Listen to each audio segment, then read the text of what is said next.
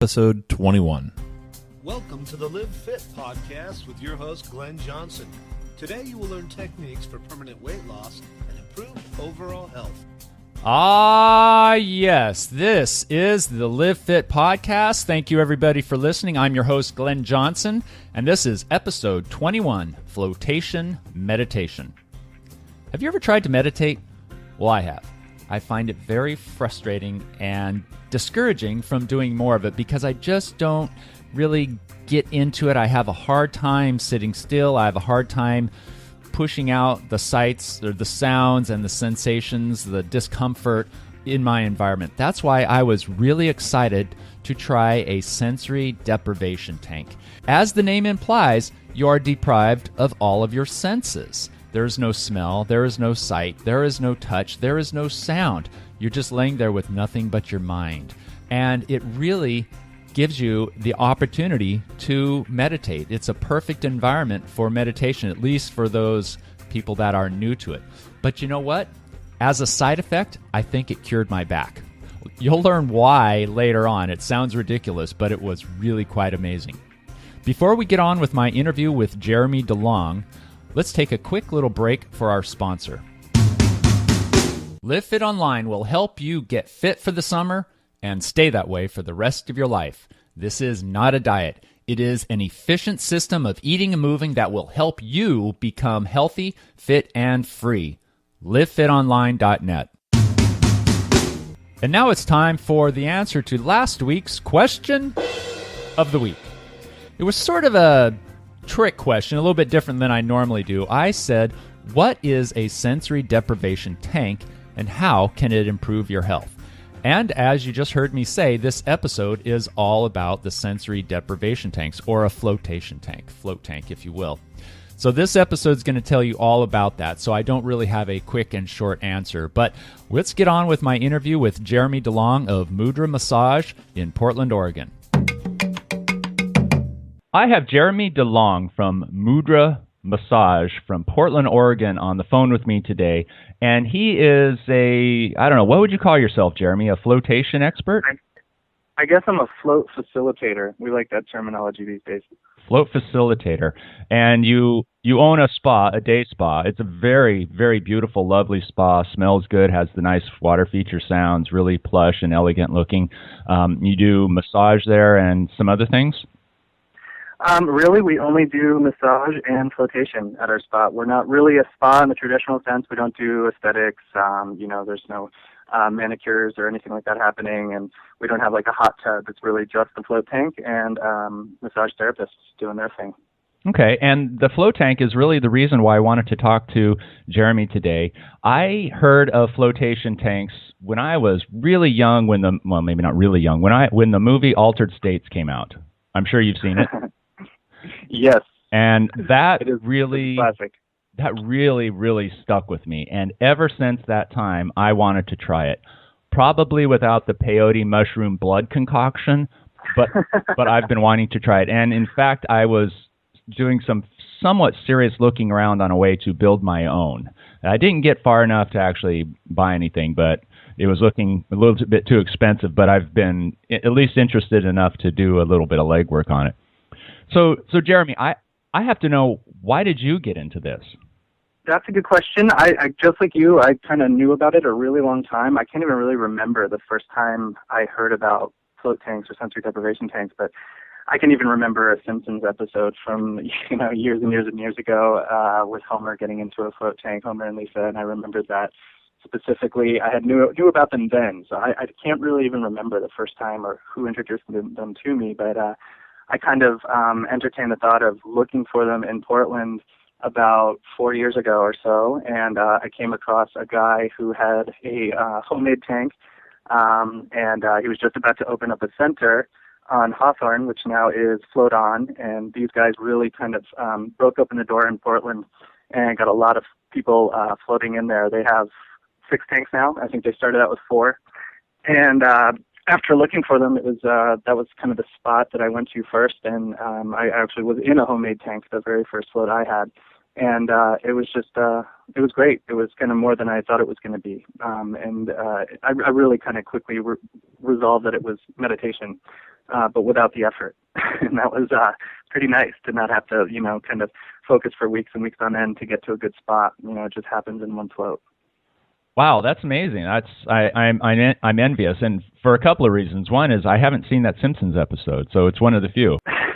Also, Jeremy invited me to try his flotation center, and which I was really excited to do, and I could not wait. And I did it, and I regretfully say I didn't have as grave an experience as I had hoped to. It was by no means an unpleasant experience. I really enjoyed it, and I've been a person who's been trying to meditate on and off all throughout my life since adulthood, with very little success. Just because I'm sort of an A-type personality. I like to do. I'm more of a doer, and sitting still, I sit there and I think about all the time I'm wasting and all the things I could be doing, that sort of thing. And so right.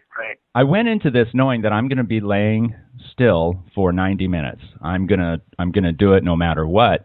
And I think part of the problem was that my caffeine from the morning hadn't worn off all the way, and it was noon, which is normally when I really get my stride and have my energy, so my body energy.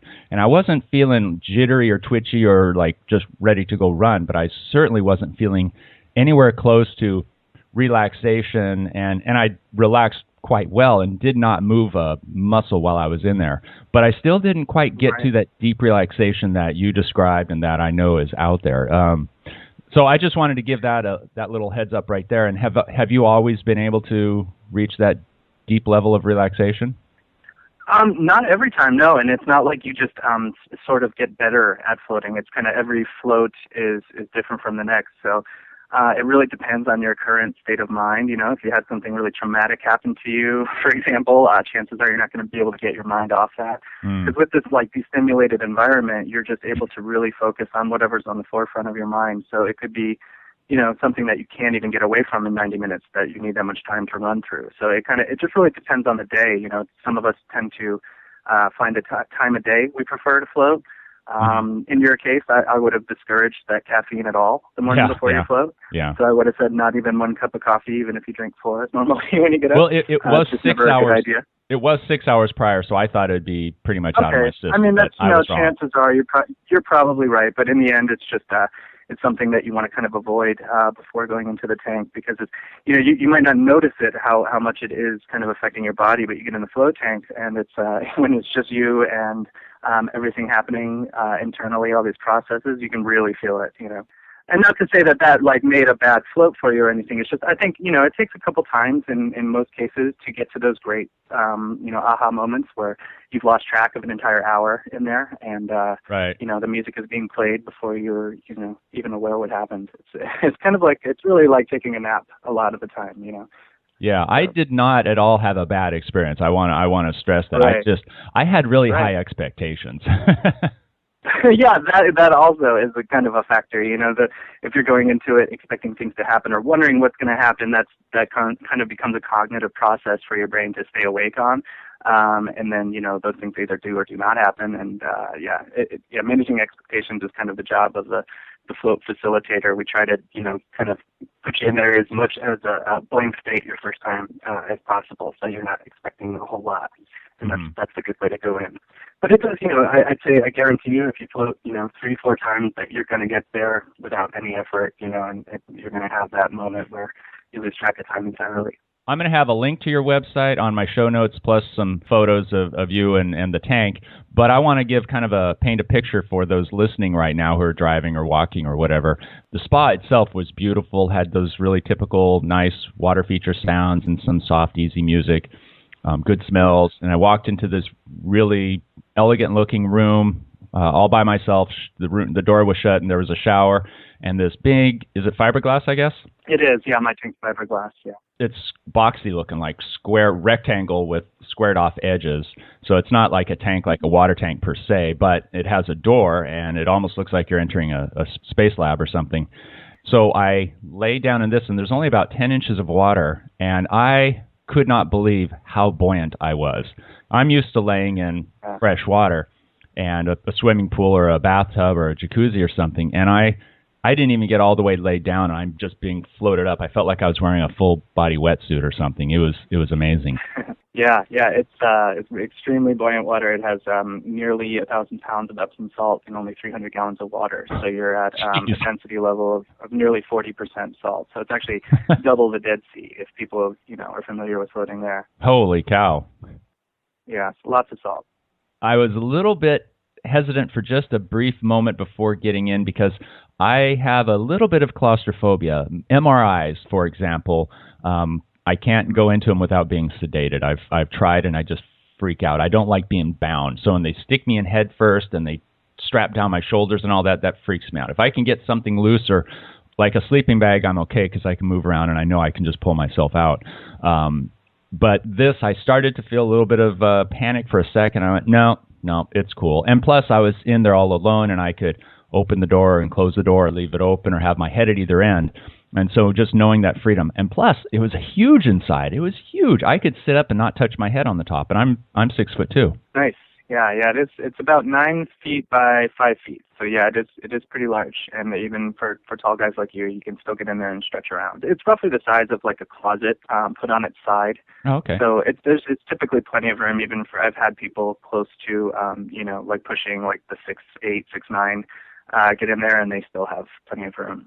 Maybe they can't stretch out all the way to toe if you're that tall, but right. You still got plenty of room to get in there and relax and find a good comfortable spot for yourself. So after I sat down, I laid down and was really amazed at the flotation. I just laid there with the door open for a minute just to see how I would do, and I was fine. So then I pulled the door closed and laid there, and it took a little while to get used to it because to figure out where my arms and hands should go, and it was odd. It was a very different sensation than I'm used to. For one, whenever I'm in a pool, I don't float quite like that, not on top of the water, and otherwise, right. When I'm laying down, I'm on a bed or the floor or something, so you have these kind of hard spots. Right, yeah. A lot of the times I refer to that first float as almost like an acclimation float. It's kind of like getting used to that sensation of being so weightless in there and finding what hand positions you prefer and kind of, getting used to stilling yourself in there so you're not going to bounce off the walls a lot. And it kind of just it's a good, first session to just kind of explore around in there and stretch around and kind of get used to the space. Yeah, it was fun. It was really great. I want to ask you about the health benefits of it, but first, let's back up in time and see what you know about the history of sensory deprivation tanks. Where did they start, and why, and how, and anything else you can tell us? So it was a neuroscientist, this man, Dr. John C. Lilly, who came up with the float tank back in '54. It was a long time ago, but he was kind of studying neuroscience. He was looking at the brain and how it responds to stimuli. And he kind of realized that he needed a control environment to look at, brainwave responses. And he didn't have, just you talking to somebody in a room is kind of stimulating somebody. So they were looking at other possibilities for, destimulation. And there was another man who had come up with sensory deprivation, but not yet the tank. Dr. Suitfeld, who's still around today, and he had come up with these chambers that didn't have water in them, but they were completely soundproof and lightproof, and individuals would spend upwards of 24 hours in there to see the effects of destimulation. But Dr. Lilly kind of took it one step further and came up with the float tank, and I think the very first one it was actually upright, just like the one in Altered States. So some of that is kind of based off that history a little bit. And he was submerged in the water completely, so he had like a breathing apparatus on, but he still got to that effect of weightlessness and total darkness and silence, and was getting great effects. And it wasn't super long after that they came up with a supine tank that kind of is pretty much the same thing that we have around today.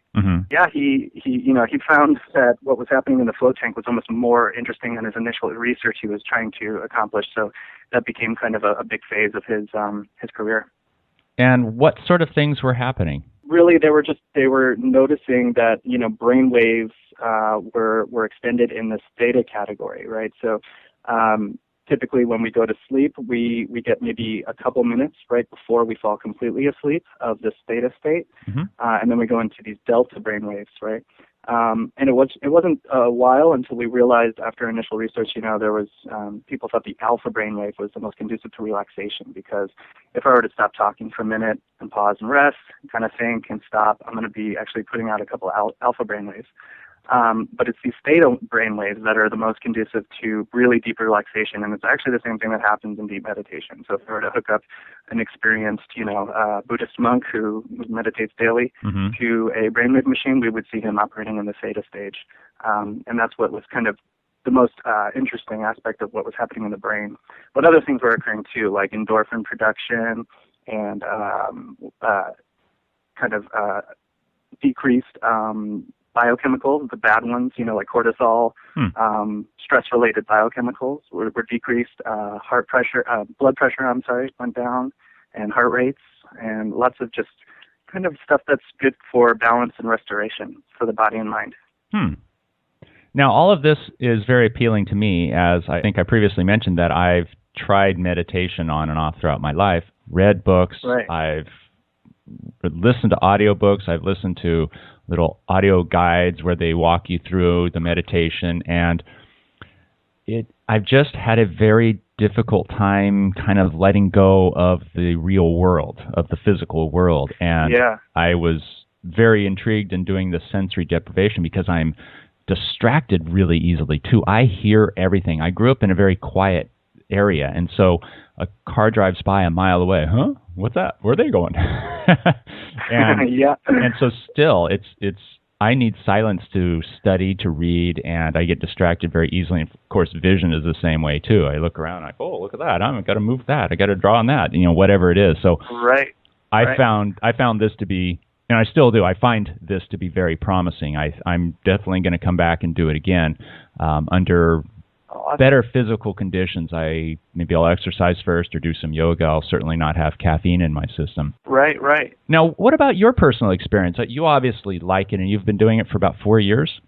About that actually. Yeah. So I've actually kind of come at it from the sense that it is offering me kind of the best meditative sessions that I can get to. I've had a long kind of career of meditation before that. I've done it. I've had some pretty serious practice where I was meditating daily, for upwards of a couple of years at a clip, and got into those good habits. And I would get these great moments these theta moments in sitting meditation from time to time, but they're just really fleeting. They're hard to hold on to. The second that you try to hold on to it, you kind of let go of it. Right. And it's hard to be maintained in that state, especially if there's any kind of audio distraction or it can snap you out of it so easily. Right. I got into the tank not expecting meditation to occur. I didn't expect it to be a super relaxing experience necessarily. I thought it might be sort of psychedelic. I thought it might be, a light show, or I didn't know what my brain was going to do in that kind of space, for that length of time. Mm-hmm. So I went in, and after my first float, I was just pleasantly surprised that it did do that, and that was even better than what I had imagined. So I just realized that this had such a broad application in the Western world where we don't have meditation as a cultural practice, So I thought, hey, well, what about the 87-year-old neurotic American who had never sat still his or her whole life? This is a great tool to introduce them to those brain states, which are just the most conducive to restoration and relaxation. This would be a good time for a quick break from our sponsor. If you're over 40, you know how hard it is to stay fit and healthy. Everything seems to be against you. Work, kids, time, energy. Believe me, I know. But it doesn't have to be a brain drain. If you're sick up and fed of hating the way you look and feel, if you're confused and overwhelmed about how to eat and what to do, and if you are really ready to make that change to become a fit and healthy person that your kids can look up to, then Live Fit is for you. In just 9 weeks, I can help you become the fit, healthy, and free person you deserve to be. Visit livefitonline.net. And we're back. Have you, I know a lot of other type A personalities, and they're restless and they can't sit still and they can't meditate and they just have a hard time unwinding and relaxing. And I know that you're probably going to say, yes, this would be a good thing for them. But have you had those types of people come in there before and just not been able to relax at all, and they get out of there frustrated after a half hour? Sure. Yeah, there's definitely those.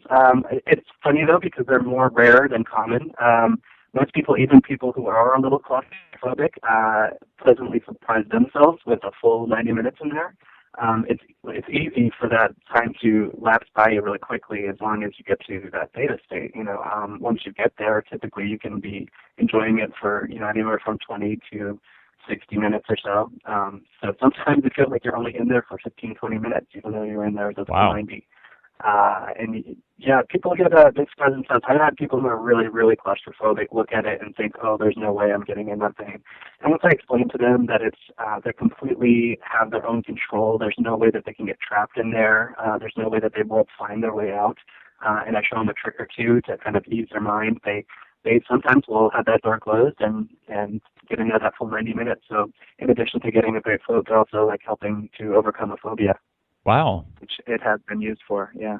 So yeah, claustrophobia is not much of a problem. That's good. And I think it's because it's so huge in there. Right. And really to get out, you simply sit up and push, and you've found the door and you're out. So even if you're a little panicked and you feel like you don't know where you are in the tank, you can't do a full 360 degrees rotation in there, so you won't get turned around to the point where you can't find the door. Yeah. It's always really simple to get in and out of the tank. And so once people realize they have that control, typically their worries subside a bit, and they just get to relax.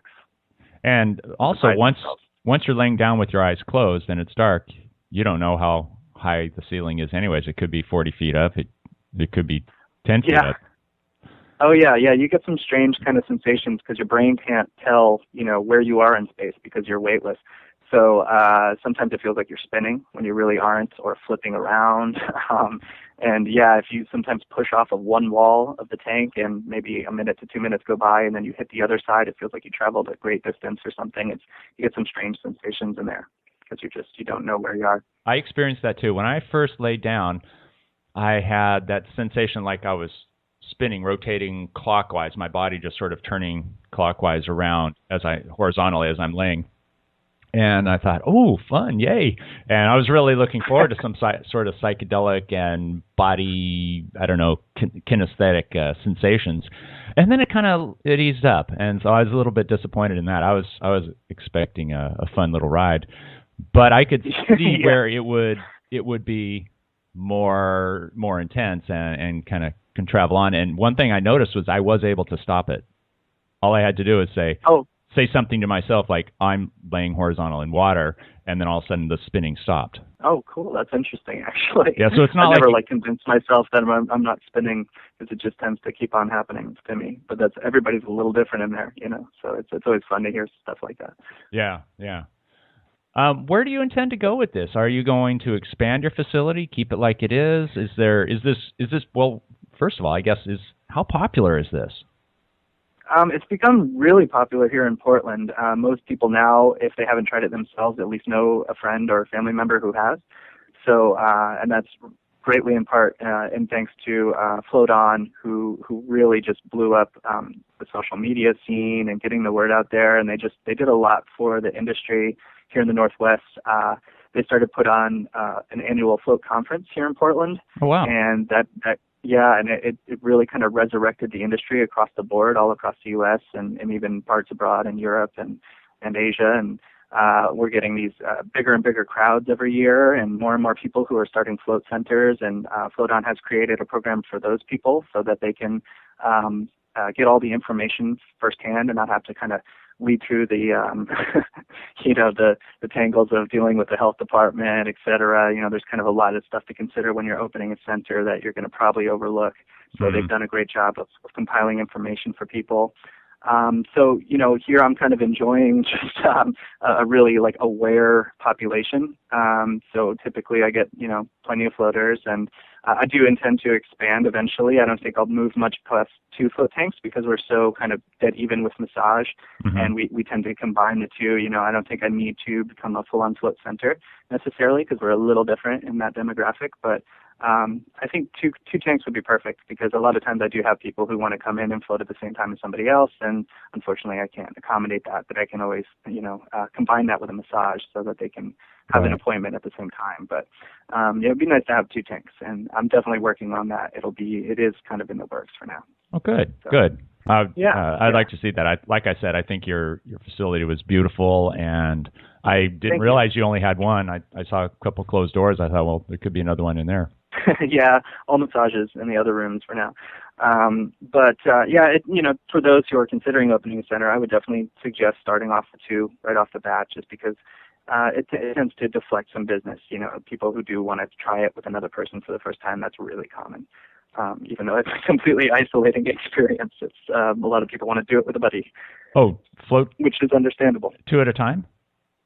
Not in the same tank, but yeah, people just like to come in and float at the same time as a friend or family member. They come in, but I think it's kind of just a bravery thing. It's like they want to have some support when they go try this, because it's really normal to have a little trepidation and or anxiety the first time you're going to get into a tank, just because you don't know what to expect. But usually you're laughing at yourself after 20 minutes in there, because you were just anxious about relaxing. There's nothing terrifying about that. Only in America. Yeah, well, it's just that the fear of the unknown sort of thing. Every single person I talked to about doing this, with the exception of my best friend Dak, everybody was freaked out by it. My wife couldn't even have me continue telling the story about what I was expecting, what it was going to be like. Her palms are getting sweaty. Yeah. She's like, stop telling me about it. Let's change the subject. Look at those trees. Yeah, there's a lot of definitely unknowns out there. I remember somebody telling me when I first was explaining what I did and what I was doing when I was getting my tank, they said, "Oh, that people die from that." Oh, really? And I was thinking about, they hear sensory deprivation and they're thinking about CIA experiments with people chained to the floor and being forced to listen to ridiculous metal for 72 hours at a clip. That's not the same thing. It's pretty much the exact opposite. Or they drink a potion before doing it and turn into a monkey. Into a monkey man, yeah, exactly. Like altered states. Okay. Yep, a lot of people, just like you, they saw that movie and they want to try the float tank because of that. And in a way it's great. In a way it's kind of detrimental, because it's really not at all what it's about. But it's it's a funny way to approach it. Well, obviously it's exaggerated because they had to make a movie out of it. They exaggerated the story for the movie, and they took a little bit of true story of the experience of sensory deprivation, and then they exaggerated it with that potion he took. Yeah. And yeah, the first half of the movie is almost believable, and then it just spirals into sci-fi insanity. Yeah. But in a really entertaining way. Yeah, I've seen that movie many times. Not in a very long time, but when I was in high school, I watched it a bunch. Awesome. That no good. Also, that Epsom salt, I was surprised at how slimy it was, or slippery, I guess. Not slimy quite, but when I got out, that's just really the density level. It's like not really like water, and it does feel almost like slimy and slick. And that's just because of salt. It's almost half salt. It's basically as much salt as you can put in water before it becomes salt. So it's dense. Wow. Yeah. That's cool. But it's good for your skin. It's great, and it's actually it's good because you also absorb some magnesium into your system, and most of us are magnesium deficient these days due to soil erosion, et cetera, or whatever soil. That was actually another question I meant to ask you, because I know that when you can put Epsom salts in a bath, and that's supposed to be good for you and relieve aches and pains and stuff. Right. And I don't know quite why that is, but I figured, shoot. There's a guy in Portland. He does magnesium drips for all kinds of different conditions, and he was at the last float conference and spoke about it. And he's now doing research to kind of prove definitively that we do reabsorb magnesium through the skin. So it's we don't know for sure. We just kind of assume right now, I guess. So he's kind of trying to have definitive proof, I believe, that it is, in fact, what happens. You got me thinking about something, Jeremy. I normally have really bad back pain. I have for about the last 2 or 3 years. I'll have a dull ache almost all the time, day or night, and occasionally I'll have some sharp and shooting pain, depending on what my previous activities had been. But I got to tell you, I have none of that right now. Nothing at all. I was in your tank, 3-4 days ago, and I felt it when I got in, and then the next several days it's been diminishing. Is that just some coincidence going on, or did the tank heal my back? What do you think? Yeah, no, I mean, it's in the sense that I can tell you this, right? Like, let's say you have you had an accident, a major accident. Let's say you shattered your elbow skiing 20 years ago, right? And what happened as a result is the muscle groups are going to just tighten around that injury and constrict blood flow, right? But what it needs most, the injury, is blood flow. So that becomes a chronic condition. So for years, your elbow, from time to time is going to be in a lot of pain, right? And so that's your condition. You go in the float tank, and these muscle groups that quite possibly have never released, 100% around that joint, are forced to. And when you're in anti-gravity like that, your muscle groups just let go completely. I guess the only other thing you could compare it to would be diving in the ocean, or diving in general, and being in outer space, right? Because those are the only places where we can really get away from gravity aside from a float tank. And I think that's it's pretty cool. I mean, you can, once these muscle groups are going to let go maybe for the first time in that long, in 20 years or something, and then you're going to get increased blood flow to that area. So you're actually really repairing it. It's not just a psychological healing; it's physiological. So really, I've heard of stuff like that. I've heard of people who've had really chronic pain for years, and they found a float tank, and that's just their saving grace. I've heard of that. I don't have that my own experience, but I know that when I'm really sore from I do a lot of rock climbing and snowboarding and stuff like that. I know that if I'm at my worst, let's say, and I feel like I can barely move, I get in the tank, and in just one session, in 90 minutes or 2 hours, I come out and I feel like I'm pretty much 75 to 80% in just one session. And in order to float the following day, then I'm gonna pretty much be 100%. And it feels like I didn't even, do those activities. It's pretty amazing. Yeah, and just anti-gravity, what it does for your body. Well, that's kind of what I was wondering at the time while I was laying in there. And I talked to my chiropractor, and my pain started easing up before I went into the float, but I still had it. But right now, I have Zippo. This moment and all day yesterday, that's awesome. Zippo. And so I can't help but wonder if maybe I did get increased blood flow. My chiropractor said that he thinks it's hypoxic. The muscles around my injury are hypoxic, and they're just, in pain because of that, and they're frozen essentially. Yeah. And well, if it's anything muscle related, then it should be addressed in some way, and it can be in just one session. I have heard of that. Because just like I said, that might have been the first time your muscles truly opened up to allow enough blood flow to come in with all that stuff that your joints need to heal, right? Yeah. It's great. It's a great diagnostic tool for that reason. So let's say I have some kind of insane, pain out of nowhere in my back or wherever, and I jump in the float tank and do, maybe 2-3 hour float. And if I come out and I feel exactly the same, as if nothing is different there in those areas, I'm gonna start to suspect, it's something skeletal. It's probably not muscles or nerves or something, you know. So I would then maybe go to a chiropractor, because if the tank does nothing for you, then it's probably not your muscles, But if it is anything muscle related, it does tend to address it. It's pretty amazing like that. And it can be just one session. And also with sleep disorders, I've had people who have sleep disorders who have just one float and notice that for the first time in maybe years, they're sleeping better for the next month or so. Wow. People who have conditions like, let's say, Parkinson's, they, let's say you have Parkinson's, you got a kind of uncontrollable tic, right? Like your hand always shakes a bit or something.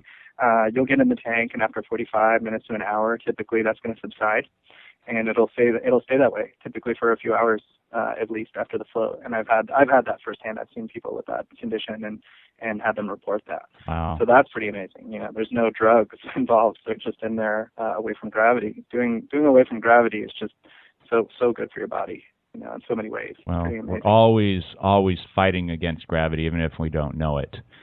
Exactly, yeah. Even when we think we're resting in our beds, we're really still fighting gravity the whole time. So when you're in, kind of rule of thumb is 2 hours in the float tank is equivalent to 8 hours of bed rest, as far as, truly restoring your body and mind. And that's, in my experience, that's true. That was the next thing I was going to ask you. You told me before that you will spend hours in it and then not have to sleep that night. Yeah. Well, yeah. I mean, for me, like my thing is I can't go into that theta state more than like 3 times in a session, because once I've come out of that third, length of time in theta, I feel like so awake. It feels like I've been sleeping for like 2 days, and I have just so much, energy at that point. I feel like I could get up and start the day, and a lot of times it's 4 or 5 o'clock in the morning or something, just to just relax and maybe go back to bed for an hour or two, but sometimes not. So it definitely can replace sleep in a way. I wonder if you could just like sleep in your float tank. I don't know if anybody has really tried that experiment, but I bet you it could happen. Oh, I'm sure they have. Yeah, I'm sure there's somebody out there who's done it. Somebody's done everything. Probably Lily and those guys, they really explored the tank. Once they developed the tank, then they did introduce psychedelics and all kinds of stuff. And it wasn't for a while, but they figured out that ketamine was their cocktail of choice before going into a long, observed float. So they'd be in this laboratory, and the float tank's in there with all kinds of, sensory stuff, and they're looking at monitors and printouts and stuff, and they would get 10 cc's of ketamine injected into the muscle. Wow. And then go in for like a 4-hour observed float. And it was because that they decided that as far as, the drugs of choice at the time went, ketamine was the most isolated feeling. It made you feel isolated on its own. And then you combine that with the float and just get this super sense of isolation and go into deep states. But I've never really played with it, just because then I haven't gotten bored enough with the float on its own to introduce other stuff, but people do. It's kind of common to experiment with psychedelics and stuff like that, because they all did it, before anybody else did. It being your own tank, you certainly have that freedom, where I noticed on your waiver, you yeah. don't want anybody to be under the influence of anything. So that certainly makes sense from a business right. point of view. Yeah, you're going to sign something like that. Right, of course. Yeah. But it's in the end, I probably wouldn't turn somebody away. It's like, well, I just ate some mushrooms. Except I'd be worried about waking them up, because it'd be hard. And I'd be like, I don't know how you're going to be in 2 hours. And I have to get you out of there. I've had some people do like long floats. I had a guy do like a 6-hour one, Wow. and some other people doing 4 hours and stuff. So some people like to push it and see what happens, and it is pretty great. It's fun to experiment with, that's for sure. There's nothing bad that can happen to you in there. So, wow, that's great. That's awesome. Yeah, You're in a safe place, like the womb. Exactly. Yeah, there was a float center somewhere. I can't remember. It was like Southwest or something, and they called it the Womb Room. I thought that was like the best name for a float center ever. That's awesome. I just thought of that. I'm brilliant. That's appropriate. But as yeah, no, that's a super common association. Almost all of us get out of our first float and they're like, man, it was like being back in the womb. Well, yeah. As with most of my brilliance, somebody else was there before me. Yeah, no, you can't have original thoughts anymore. No, you can only have ones that nobody else has heard of. Yeah. So, Jeremy, I'd really like to thank you for taking so much time out of your day. You've enriched my life. I hope you enrich everybody else who's listening to this, because hey, thanks. I have to do another float, and I hope this brings a lot of new float enthusiasts out there into the world, wherever they might be. Once again, you're at mudramassage.net in Portland, Oregon. Well, once again, thank you, Jeremy, and I wish you all the best. You too, Glenn. Thanks a lot.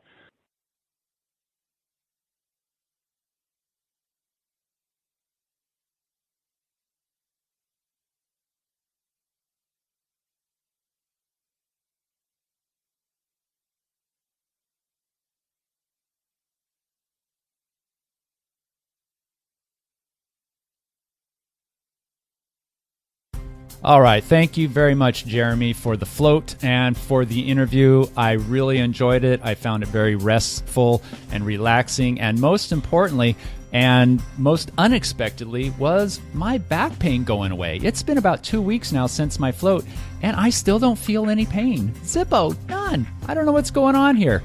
Pain pills only diminish it, and then it comes back again after a few hours. I've had back pain for a week, a month at a time before, and nothing has helped like that one float. So I'm definitely going there next time I have back pain. And now, to show special appreciation for everybody who has left a review on iTunes for the Live Fit podcast, I'm going to offer a $25 Amazon gift card. I'm going to put everybody's name in a hat and draw one lucky winner who has left a review for the Live Fit podcast on iTunes. If you have not done so, I will give you until the end of April 2014 to leave a review. I don't care how many stars.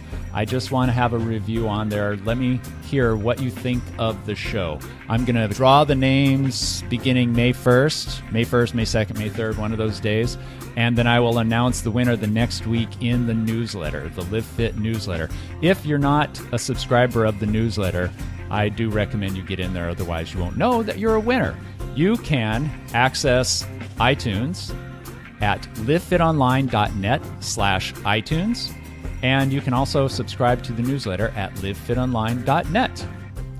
And now for this week's question of the week. When strength training, women A, should avoid heavy weights so they do not bulk up. B, women will typically not build big muscles because they lack the hormones needed. C, should keep the weights light. Or D, should avoid it and only do cardio exercises. I will give the answer to that and much more in next week's Live Fit podcast. You can find complete show notes on livefitonline.net. I'll be back in about a week with an interview with Erin Brown from Fit Mama Training. And thank you for listening to the Live Fit podcast.